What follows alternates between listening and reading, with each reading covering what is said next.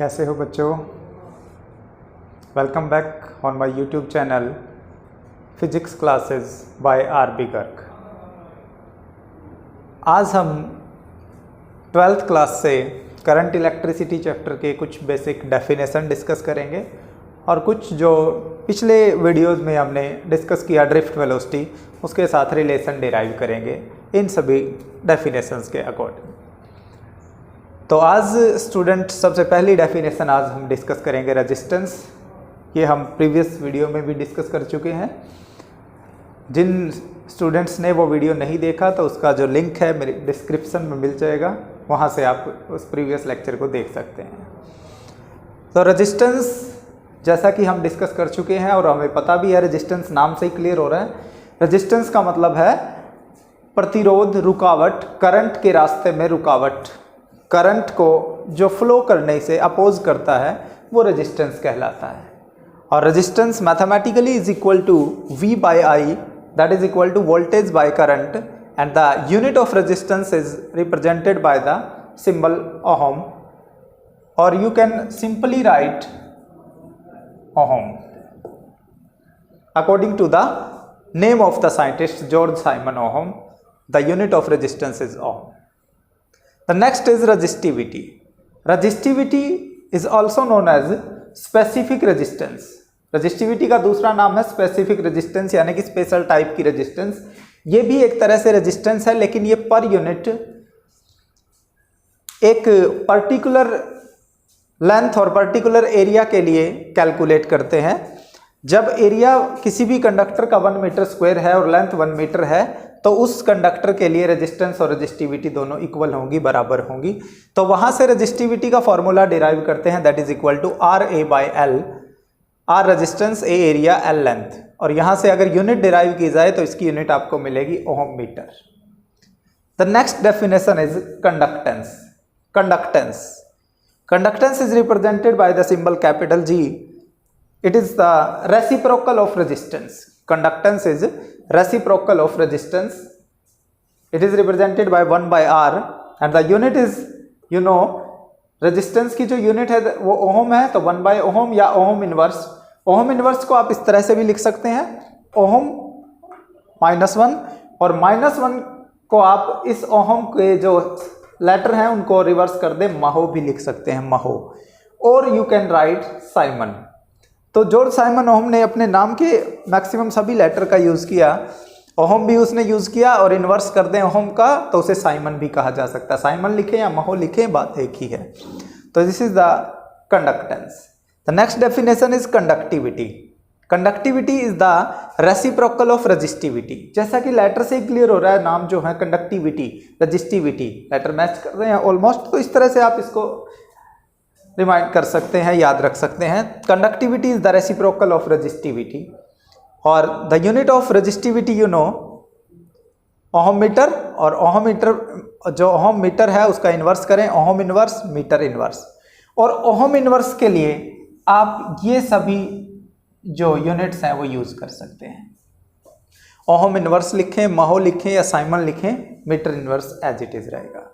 तो ये था conductivity. The next definition is current density. The next definition is current density.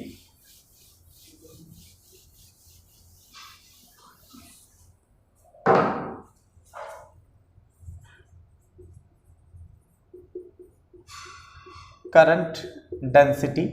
This is represented by the symbol J. Density, जैसा कि आप सभी को पता ही है, डेंसिटी से आप क्या समझते हैं। जिस भी क्वांटिटी की डेंसिटी आपको फाइंड आउट करनी है, उस क्वांटिटी को आप लेंथ, एरिया या वॉल्यूम से अगर डिवाइड करते हैं तो वो उसकी डेंसिटी कहलाती है। तो यहाँ पे हम किसी कंडक्टर के एरिया की बात कर रहे हैं, कितना करंट फ्लो करता है किसी ऐसे, that is the current density. You can say that is the current flowing per unit area. This is known as the current density, and the unit of current density, current के लिए unit है ampere, area के लिए metre square, it is ampere per metre square.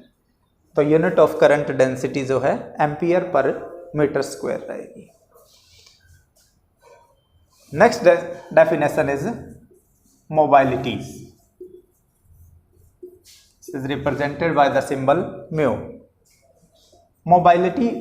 Mobility जो word है mobile से बना है, मोबाइल मीन्स मूविंग, मूवमेंट। तो यहां किसकी मोबाइलिटी की बात करते हैं? यहां हम इलेक्ट्रॉन की मोबाइलिटी की बात करते हैं। किसी कंडक्टर में जो इलेक्ट्रॉन है वो किस स्पीड के साथ मूव करता है और कितनी इलेक्ट्रिक फील्ड दी तो कितना उसमें स्पीड डेवलप हुई। तो करंट जो फ्लो करता है वो इलेक्ट्रॉन की मूवमेंट से, आप सभी को पता है। और इलेक्ट्रॉन की जो मूवमेंट है वो डिपेंड करती है बाहर से कितना इलेक्ट्रिक फील्ड आपने अप्लाई किया। और इलेक्ट्रिक फील्ड यानी कि इलेक्ट्रॉन की मूवमेंट यानी कि ड्रिफ्ट वेलोसिटी। तो किसी भी कंडक्टर में इलेक्ट्रॉन की जो ड्रिफ्ट वेलोसिटी है इलेक्ट्रिक फील्ड के साथ उसमें क्या वेरिएशंस रहती हैं, दैट इज द मोबाइलिटी। तो you can say that the drift velocity per unit electric field is known as the mobility of the electron, mobility of the electron. और unit यहां से बना सकते हैं drift velocity metre per second और electric field intensity that is newton per coulomb. So it is metre per second Newton -1 coulomb. This is the unit of mobility. तो ये कुछ बेसिक डेफिनेशन थी इलेक्ट्रिसिटी चैप्टर से relate करती हुई। तो इनके बाद हम नेक्स्ट जो टॉपिक डिस्कस करने जा रहे हैं, इंपॉर्टेंट टॉपिक है जिसका नाम है relation between current and drift velocity. Relation between current and drift velocity. Drift velocity हम प्रीवियस लेक्चर में पढ़ चुके हैं। प्रीवियस वीडियो में आपने ड्रिफ्ट वेलोसिटी पढ़ा है। एक बार फिर मैं आपको बता देता हूँ ड्रिफ्ट वेलोसिटी क्या रहता है। जब किसी कंडक्टर पे इलेक्ट्रिक फील्ड अप्लाई की जाती है तो उस टाइम पे उसके जो इलेक्ट्रॉन्स हैं, चार्ज कैरियर हैं, उनकी एवरेज वेलोसिटी ड्रिफ्ट वेलोसिटी कहलाती है। Here we can derive the relation between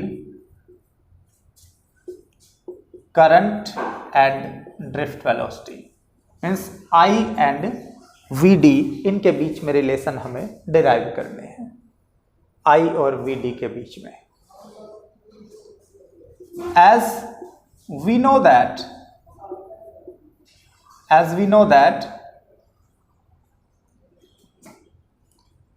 current is equal to charge by time। हमें पता है current is equal to charge by time रहता है। Current is equal to charge by time. तो यहां से रिलेशन हम इसकी डिराइव कर सकते हैं। प्रीवियस लेक्चर में भी हमने डिराइव किया है। एक बार फिर मैं आपको बता देता हूं। आपको यहां से चार्ज फाइंड आउट करना है और टाइम फाइंड आउट करना है। चार्ज और टाइम को जब आप फाइंड आउट करेंगे तो उन दोनों के अंदर ड्रिफ्ट वेलोसिटी जो टर्म है वो जरूर आनी चाहिए। वहां से हम कह सकते हैं कि जो करंट है वो ड्रिफ्ट वेलोसिटी से रिलेट करता है। तो एक कंडक्टर के अंदर कितने नंबर ऑफ इलेक्ट्रॉन्स हैं अगर आपको पता चल जाए,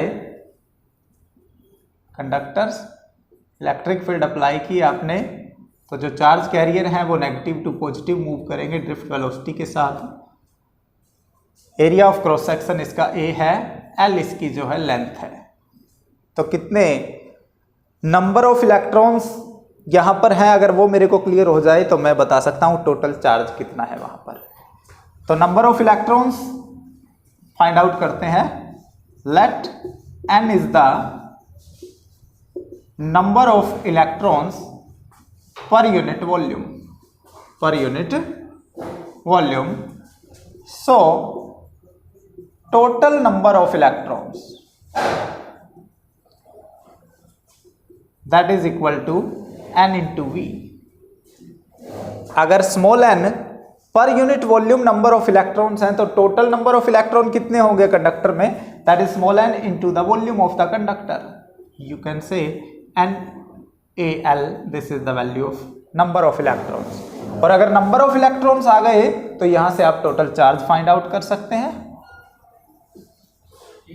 total charge Q is equal to Ne means NaLe, this is the total charge.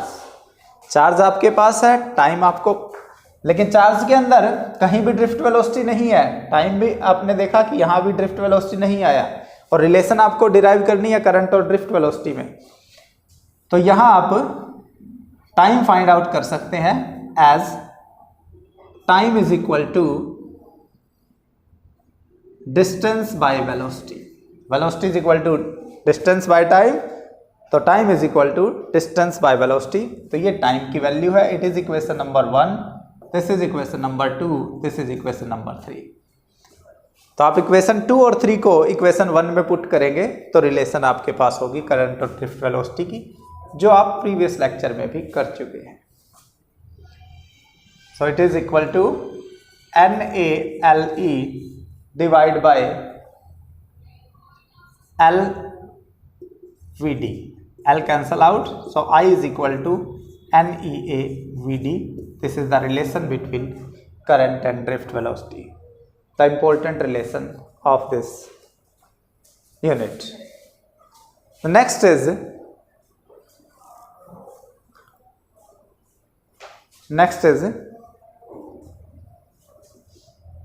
जो टॉपिक हम करने जा रहे हैं वो ऐसा इंपॉर्टेंट टॉपिक है जो अगर आप लास्ट 10 इयर्स के पेपर उठा करके देखें तो आपको लगेगा कि 5-6 बार ऐसा ही क्वेश्चन हर बार आया है। वो इस तरह से 5-6 बार वो क्वेश्चन आया हुआ है लास्ट 10 इयर्स के। अगर आप क्वेश्चन पेपर उठा करके देखेंगे, उस क्वेश्चन को आप 2 तरीके से लिख सकते हैं।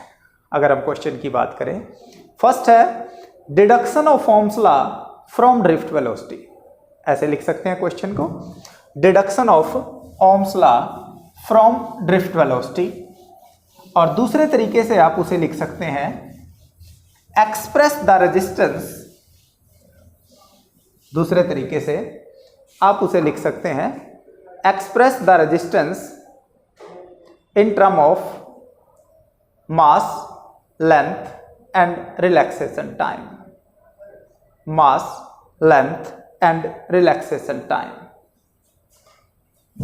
काफी इंपॉर्टेंट है, फिर बता रहा हूं। ये इस तरह से आता है एग्जाम में, express the resistance in terms of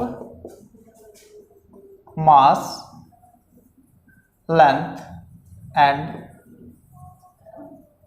relaxation time.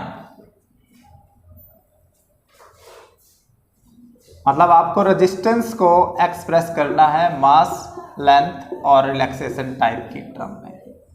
This is the question. As we know that I is equal to NEAVD, अभी डिराइव किया, लास्ट लेक्चर में भी डिराइव किया था। I is equal to NEAVD and VD is equal to EE tau by M। तो दोनों value हमें पता है, करंट की वैल्यू ड्रिफ्ट वेलोसिटी की टर्म में और ड्रिफ्ट वेलोसिटी की वैल्यू इलेक्ट्रिक फील्ड इंटेंसिटी की टर्म में। तो I को आप लिख सकते हैं NEA और VD की वैल्यू पुट करें EE tau by M।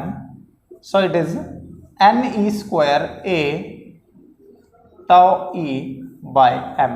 This is the value of I। आप देखें क्वेश्चन में क्या लिखा हुआ है, आपको रेजिस्टेंस फाइंड आउट करना है मास, लेंथ और रिलैक्सेशन टाइम की टर्म में। तो यहाँ मास है, रिलैक्सेशन टाइम है, लेंथ नहीं है। दूसरा आपको रेजिस्टेंस चाहिए, रेजिस्टेंस के लिए आपको करंट और वोल्टेज की रिक्वायरमेंट होती है। तो यहाँ करंट है, वोल्टेज नहीं है। तो एक टर्म तो यहाँ मिस है और एक टर्म करंट और वोल्टेज में जो है वो मिस है। करंट आपके पास है, वोल्टेज नहीं है। तो आप यहाँ देखें, जो इलेक्ट्रिक फील्ड इंटेंसिटी है उसको आप V/L लिख सकते हैं, that is V/L, potential gradient. Put this value of E, NE square A tau V/ml। This is the relation. तो अब यहां देखें, यहां I है, V है, I और V से रेजिस्टेंस फाइंड आउट किया जा सकता है। ML और टाउ है, तो यानी कि जो भी आपके पास टर्म आएगी वो रेजिस्टेंस ही होगी, क्योंकि रेजिस्टेंस ही आपको फाइंड आउट करना था। तो देखते हैं क्या होगा नेक्स्ट स्टेप। इसके बाद यहां लिख रहे हैं इस टाइप। तो आप देखें V/I is equal to ML divide by NE square A tau, and V/I is always remain constant. It means this value is equal to R. So V by I is equal to R. This is the Ohm's law. Here R is equal to ml by n square tau. This is the value of resistance according to question. Resistance in term of mass, length and relaxation time. This is the question. या कहें express derive Ohm's law या deduction of Ohm's law from drift velocity. तो Ohm's law derive किया कहां से? Drift velocity से. काफी important relation है, काफी इंपॉर्टेंट डेरिवेशन है इस चैप्टर का, इस यूनिट का. इसी तरह से बच्चों एक और एक्सप्रेशन है. Ohm's law आपने स्टडी कर लिया, V और I की रिलेशन और वहां से रेजिस्टेंस फाइंड आउट किया, V is equal to I R. That is the Ohm's law. तो अब जो क्वेश्चन हम डिस्कस करने रहे हैं वो है Ohm's law की माइक्रोस्कोपिक फॉर्म. मतलब Ohm's law आप अभी तक आपने पढ़ा V is equal to I R, that is equal Ohm's law according to you. लेकिन अगर हम बात करें microscopic form, microscopic form of Ohm's law, मतलब ये हुआ कि Ohm's law की डीप स्टडी. अगर Ohm's law को डीपली स्टडी किया जाए तो वो किस किस के बीच में रिलेशन है. और इसी क्वेश्चन को आप लिख सकते हैं रिलेशन बिटवीन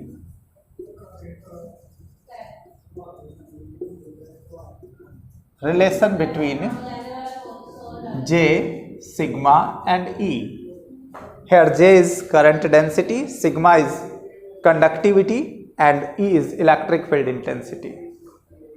मतलब इनकी जो रिलेशन है वो Ohm's law की माइक्रोस्कोपिक फॉर्म है, डीप स्टडी है. यही हमने डिराइव करना है. तो करते हैं डिराइव बच्चों.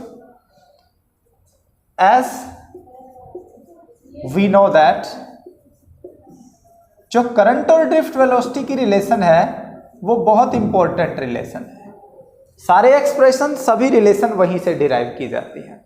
तो I is equal to N E V D जो हम डिराइव कर चुके हैं. And you also know the value of drift velocity is equal to E E tau by M. Put this value of drift velocity E E tau by M here, then the value of current is n e square a e tau by m. तो आपके पास जो value रहती है वो है I is equal to N E square A E tau by M. लेकिन आपको relation J, sigma और E के बीच में चाहिए. तो सबसे पहले यहां J इंट्रोड्यूस करते हैं. You know I by A is current density, so it is n e square e tau by m. It means this is J. तो J आपके पास आ गया यहां से. E इस रिलेशन के अंदर पहले से है, तो यानी कि ये जो वैल्यू बचती है ये कहीं ना कहीं सिग्मा से रिलेट करती होगी. तो इसके लिए देखते हैं क्या ये सिग्मा से रिलेट करती है या नहीं. क्या ये सिग्मा से रिलेट करेगी या नहीं करेगी, ये हम यहां फाइंड आउट करेंगे. तो यहां तक स्टूडेंट क्लियर है ये चीज. J is equal to N E square E tau by M. तो देखते हैं ये जो वैल्यू है ये सिग्मा से रिलेट करेगी या नहीं.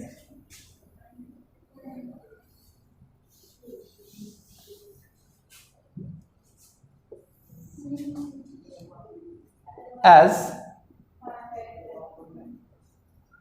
we know that rho is equal to RA by L. Rho is equal to RA by L. और R अभी हमने फाइंड आउट किया था. R की वैल्यू, रेजिस्टेंस फाइंड आउट किया था in term of mass, length and relation time. ML n e square a tau. This is the relation. ये value अभी हमने फाइंड आउट की थी रेजिस्टेंस की. तो ये वैल्यू अगर R की यहां पुट की जाए तो देखिए ML A L n e square a tau. L cancel out, A cancel out, so rho is equal to M by NE square tau. Rho is equal to m by NE square tau, and as sigma is equal to 1 by rho, so it is NE square tau by m. NE square tau by m, this is the value of sigma. तो आप कह सकते हैं ये जो value है यहाँ पर NE square tau by m, ये सिग्मा है. सो J is equal to sigma into E. This is the relation, or you can say microscopic form of Ohm's law. This is the microscopic form of Ohm's law. काफ़ी important relation है. Exam में आपको इस तरह से भी आ सकती है, रिलेशन डिराइव करें J सिग्मा और E के बीच में, और आपको इस तरह से भी आ सकती है microscopic form of Ohm's law बताएं क्या होती है microscopic form of Ohm's law. तो ये था स्टूडेंट ड्रिफ्ट वेलोसिटी और करंट के साथ जो रिलेशन है उसका किस तरह से आप यूज़ करके रेजिस्टेंस फाइंड आउट कर सकते हैं, रेजिस्टिविटी फाइंड आउट कर सकते हैं, रिलेशन डिराइव कर सकते हैं. तो नेक्स्ट जो टॉपिक हम स्टार्ट करेंगे स्टूडेंट्स, उसका नाम है dependence of resistance on temperature, या कह सकते हैं टेम्परेचर डिपेंडेंस ऑफ रेजिस्टेंस. आपने इससे पहले वीडियो में पढ़ा कि किस तरह से रेजिस्टेंस किस किस फैक्टर पे डिपेंड करती है.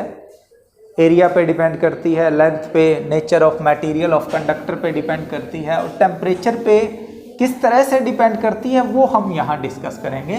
टेम्परेचर पे डिपेंड करती है, आपने इतना जाना, लेकिन किस तरह से डिपेंड करेगी, डायरेक्टली है, इन्वर्सली है, मटेरियल पे किस तरह से डिपेंड करती है, ये सब चीज़ें यहाँ हम फाइंड आउट करेंगे. Dependence of resistance on temperature. As RT is equal to R0 1 plus alpha t plus beta t square. Here one of the relation which show the relation between resistance and temperature. Relation which show the relation between resistance and temperature. Here RT is the resistance at T degree Celsius. R0 is the resistance at 0 degree Celsius. Alpha and beta are temperature coefficient of resistance. Coefficient of resistance, and T is increase in temperature. Increase in temperature. तो ये सभी term मैंने यहाँ explain कर दी जो इस relation में use की गई है. RT is the resistance at T degree Celsius. R0 is the resistance at 0 degree Celsius. और रेजिस्टेंस 0 डिग्री सेल्सियस पे जो गिवन है उसके साथ ये फैक्टर गिवन है, मतलब टेम्परेचर आप इंक्रीज करते जा रहे हैं तो इन फैक्टर के साथ रेजिस्टेंस जो है बढ़ती रहेगी और फाइनल रेजिस्टेंस आपको RT मिलेगी. तो यहाँ से हम रेजिस्टेंस के लिए टेम्परेचर कोफिशिएंट की वैल्यू जो है वो फाइंड आउट करेंगे. किस मटेरियल के लिए टेम्परेचर कोफिशिएंट क्या रहता है यहाँ से फाइंड आउट की जाएगी. तो करते हैं derive. When increase in temperature is very small. अगर हम T को बहुत स्मॉल करें और उससे देखते हैं कि रेजिस्टेंस पे क्या फर्क पड़ता है. अगर आप T को बहुत स्मॉल करते हैं तो T स्क्वायर और भी स्मॉल हो जाएगा. T स्क्वायर और भी स्मॉल होगा, और T स्क्वायर अगर स्मॉल है तो उसको आप नेग्लेक्ट कर सकते हैं, उसे आप नेग्लेक्ट कर सकते हैं. तो आप लिख ले, इस वैल्यू को लिख सकते हैं कि जो T है when increase in temperature is small, then T square is very very small, so it can be neglected. So it can be neglected. तो यहाँ आप टी स्क्वायर को नेग्लेक्ट कर सकते हैं, तो R T is equal to R naught 1 plus alpha T. R T is equal to R naught plus R naught T alpha. R naught T alpha is equal to R T minus R naught, और alpha is equal to R T minus R naught by R naught T. This is the value of temperature coefficient of resistance. Temperature coefficient of resistance, तो ये mathematical relation आपके पास है जो alpha को express करती है। और अगर इसको लैंग्वेज में लिखा जाए तो आप क्या देख पा रहे हैं, ऊपर क्या है, increase in resistance, increase in resistance divide by original resistance into increase in temperature, into increase in temperature. तो इस तरह से आप इसको लिख सकते हैं लैंग्वेज में अगर लिखना चाहें तो alpha is the increase in resistance divide by original resistance into increase in temperature. This is the value of alpha. और अल्फा की जो वैल्यू है वो आपको बताती है मटेरियल के बारे में। आप देखें, अगर अल्फा की वैल्यू पॉजिटिव है, अगर अल्फा की वैल्यू पॉजिटिव है, दैट इज फॉर कंडक्टर और metal. Alpha is positive for conductor और मेटल, और alpha is negative for semiconductor, for semiconductor.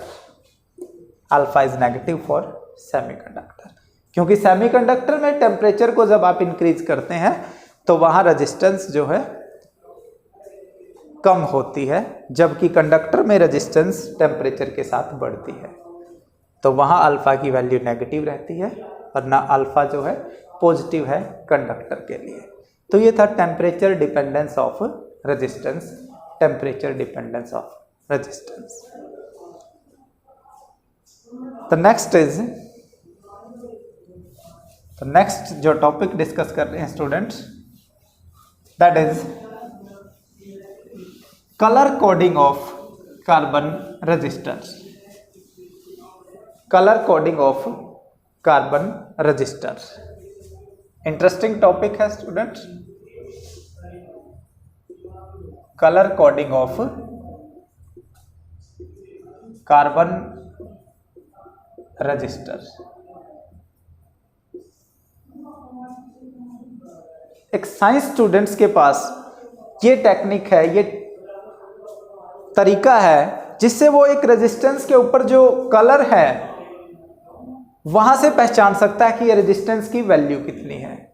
वरना जो रेजिस्टेंस का यूज करता है, टीवी ठीक करने वाला है, कंप्यूटर ठीक करने वाला है, उसके पास एक मीटर रहता है, वो मीटर लगा करके रेजिस्टेंस के साथ उसकी वैल्यू बता देता है, ये इतने ओम की रेजिस्टेंस है।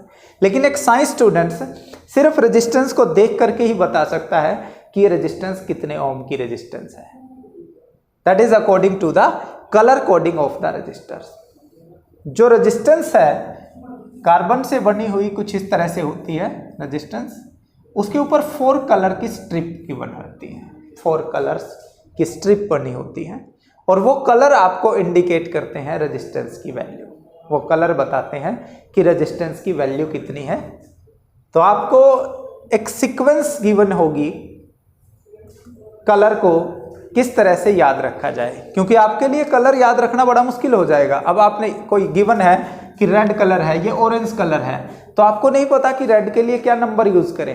हर कलर को एक पर्टिकुलर नंबर गिवन है, हर कलर को एक पर्टिकुलर मल्टीप्लायर वैल्यू गिवन है, तो आप कैसे याद रखें कि किस कलर के लिए क्या नंबर यूज करना है, किस कलर के लिए क्या मल्टीप्लायर आपको यूज करना है। किसी भी रेजिस्टेंस के ऊपर जो 4 स्ट्रिप गिवन है, वो 4 स्ट्रिप आपको क्या इंडिकेट करती हैं ये मैं आपको बता दूं। जो फर्स्ट 2 स्ट्रिप हैं वो आपको नंबर इंडिकेट करती हैं। फर्स्ट 2 स्ट्रिप आपको नंबर इंडिकेट करती हैं, यानी कि नंबर का कलर इंडिकेट करती हैं। जो 3rd स्ट्रिप है वो आपको मल्टीप्लायर को इंडिकेट करती है। थर्ड स्ट्रिप का जो भी कलर है उस कलर का आपको मल्टीप्लायर यूज करना है। और जो फोर्थ स्ट्रिप गिवन है, फोर्थ स्ट्रिप, वो आपको टॉलरेंस वैल्यू बताती है। टॉलरेंस वैल्यू का मतलब कि रेजिस्टेंस की जो वैल्यू है उसमें कितना प्लस या माइनस हो सकता है, कितना उसमें एरर रह सकता है, क्योंकि जो आप फाइंड आउट करेंगे उसमें कुछ एरर भी आ सकता है, 5%, 10% कुछ एरर हो सकता है, बट अप्रोक्सीमेट उसकी वैल्यू सेम रहती है। तो इसलिए फोर्थ कलर आपको टॉलरेंस बताता है कि कितना एरर इसमें पॉसिबल है। तो अब क्वेश्चन अराइज है कि हमें कलर्स की नंबरिंग कैसे पता चले, किस कलर को कौन सा नंबर गिवन है ये कैसे पता चले।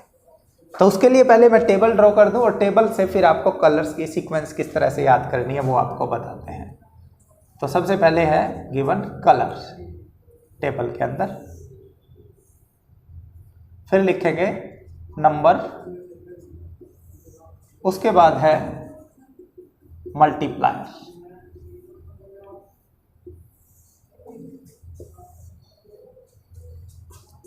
कलर्स की जो सीक्वेंस है वो है ब्लैक,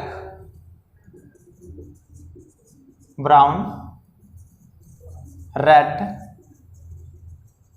ऑरेंज, येलो,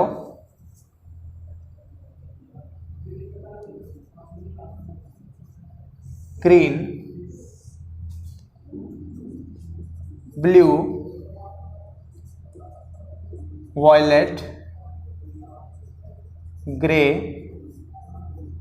और वाइट। ये सीक्वेंस गिवन है, ये सीक्वेंस आपको गिवन है और सीक्वेंस से आप इसके नंबर ड्रॉ करेंगे।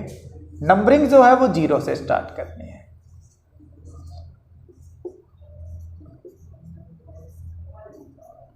Zero to 9, this is the number assigned to the particular color।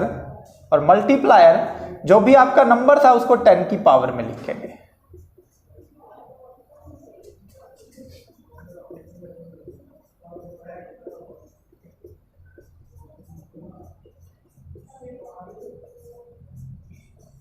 ये मल्टीप्लायर रहते हैं। अभी मैंने बताया कि फर्स्ट टू स्ट्रिप का नंबर आपने यूज करना है रेजिस्टेंस की वैल्यू बताने के लिए, थर्ड स्ट्रिप का मल्टीप्लायर यूज करेंगे और फोर्थ स्ट्रिप का टॉलरेंस पावर यूज करेंगे। और टॉलरेंस के लिए 2 ही कलर होते हैं मोस्टली, गोल्ड, सिल्वर या नो कलर आप कह सकते हैं। अगर गोल्ड है तो 5% का एरर हो सकता है, सिल्वर में 10% का और नो कलर में 20% का एरर रहता है। तो ये आपके पास सीक्वेंस है, हर कलर को एक पर्टिकुलर नंबर और मल्टीप्लायर असाइन किया गया है। तो अब क्वेश्चन अराइज होता है कि सर ये सीक्वेंस किस तरह से याद रखी जाए। तो इसके लिए अलग अलग तरीके से आप याद रख सकते हैं। एक दो जो वे है वो मैं आपको बता देता हूँ कलर को याद रखने के लिए, किस तरह से आप इस कलर के सीक्वेंस को याद रखेंगे। यहाँ मैं नोट करता हूँ, जो कैपिटल लेटर है इस सीक्वेंस में वो सभी कलर को डिनोट करेंगे। B Roy, Great Britain, very good wife. B Roy, Great Britain, very good wife. B for black, second B for brown, R for red, O for orange, Y for yellow, G for green, blue, violet, gray, white. This is the formula how to learn the sequence of the colors. तो इस फॉर्मूले से आप colour की sequence को याद रख सकते हैं स्टूडेंट्स। तो ये था फॉर्मूला। कुछ इस तरह से भी फॉर्मूला आप लिख सकते हैं, black brown rod of your grill, black brown rod of your grill become very good when given gold और silver colours, when given gold और सिल्वर कलर्स। तो ये सीक्वेंस भी आप याद रख सकते हो इस तरीके से। तो इस वे से आप सीक्वेंस को याद रख सकते हैं। और अगर ये सीक्वेंस आपको याद है तो आप रेजिस्टेंस को देख करके ही बता देंगे कि कि इस रेजिस्टेंस की वैल्यू कितनी है। फॉर एग्जांपल एक क्वेश्चन करते हैं इससे रिलेटेड। तो एक रेजिस्टेंस गिवन है और उसके कलर की सीक्वेंस भी गिवन है। फर्स्ट जो स्ट्रिप है वो रेड कलर है, सेकंड स्ट्रिप जो है येलो है, थर्ड स्ट्रिप ऑरेंज और फोर्थ स्ट्रिप गोल्ड। फिर बताता हूं मैं। जो फर्स्ट स्ट्रिप है वो रेड है, सेकंड स्ट्रिप येलो है, थर्ड स्ट्रिप ऑरेंज और फोर्थ स्ट्रिप गोल्ड है। तो आपको इस रेजिस्टेंस की वैल्यू फाइंड आउट करनी है। तो फर्स्ट टू स्ट्रिप का नंबर यूज करना है, याद रखें। फर्स्ट टू स्ट्रिप रेड और येलो का नंबर देखें। रेड का नंबर है 2, येलो का नंबर है 4। तो रेजिस्टेंस की वैल्यू इस क्वेश्चन के according R is equal to 2, 4। Clear students? Red for 2, yellow के लिए 4 है। थर्ड स्ट्रिप ऑरेंज है और उसका मल्टीप्लायर आपको यूज करना है। ऑरेंज के लिए multiplier that is 10 raise to the power 3 और गोल्ड की टॉलरेंस के लिए ±5%। This is the value of resistance, this is the value of resistance. तो इस तरह से आप रेजिस्टेंस की वैल्यू फाइंड आउट कर सकते हैं। तो अगर आपको कलर गिवन है, सीक्वेंस आपको पता है और ये टेबल पता है तो आप रेजिस्टेंस फाइंड आउट कर सकते हैं स्टूडेंट्स। आज के लेक्चर में हम इतना ही करेंगे। तो आप एक बार रिमाइंड करें कि आज हमने क्या क्या डिस्कस किया। आज देखें, सब बेसिक डेफिनेशन डिस्कस की, कुछ रिलेशंस थी, ड्रिफ्ट वेलोसिटी के साथ एक्सप्रेस किया रेजिस्टेंस को, टेम्परेचर के कोफिशिएंट को डिराइव किया और after that the colour coding of carbon resistors. तो आज के वीडियो में इतना ही करेंगे स्टूडेंट्स।